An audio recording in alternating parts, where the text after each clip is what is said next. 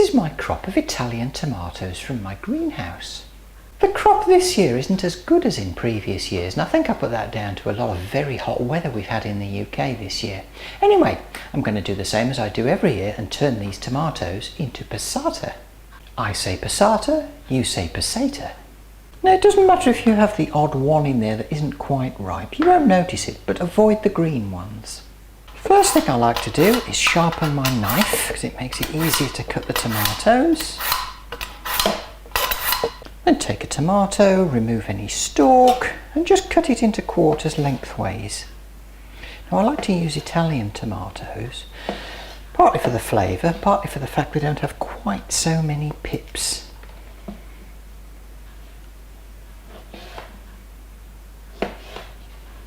And there we have 4.5 kilos of homegrown Italian tomatoes cut into quarters.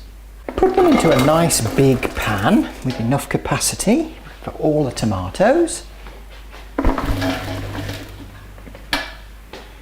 Add in 1/4 cup of water and turn on the heat. Not too hot. Hear that? It's starting to sizzle at the bottom. So we'll just give it a bit of a stir and a push. Keep the heat going in.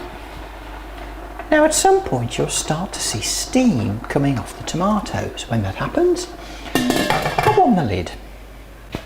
After about 10 minutes the sound should be less of a sizzle and more of a burble, I suppose.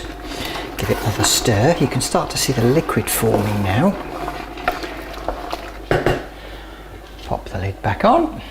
Keep heating. Once you can see you've got liquid in there, give it a good stir and leave it to stew for at least 30 minutes.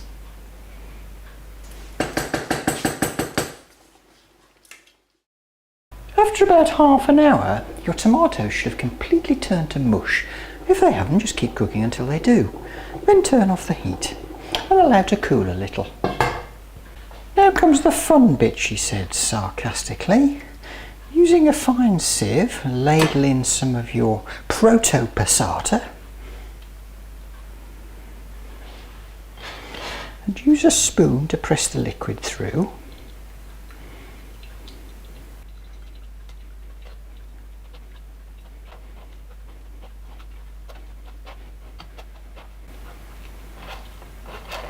And after a minute or so, you'll just be left with skin and pips in your sieve and some juice in the bottom.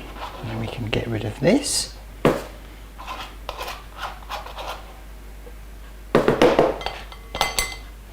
And add in another couple of ladles full of your proto-passata.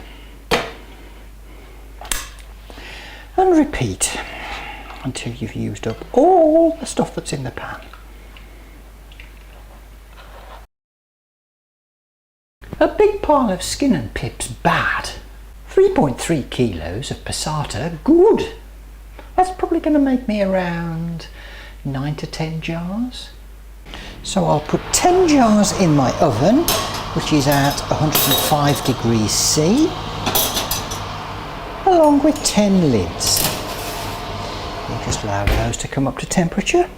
Now some people say that you shouldn't heat the lids, but I've been doing this for a good 15 years, and in that time I must have bottled hundreds of jars with this method, and I've maybe had 2 failures, so it works for me.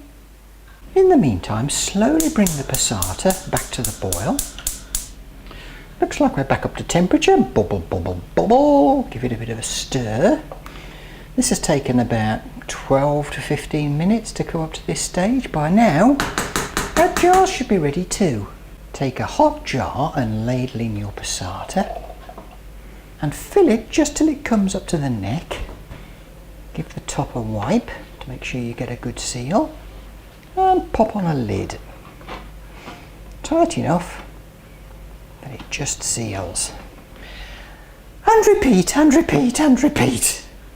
Well, I've got 9 jars and an egg cupful left in the bottom of the pan. Now I'll leave these to cool.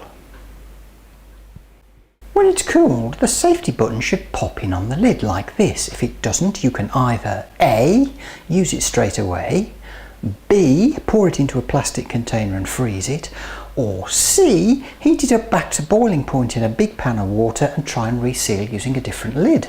So there we go. I've got enough passata now to last me the next year for pasta sauces or curry sauces or anything else that needs passata. See you next time. Bye.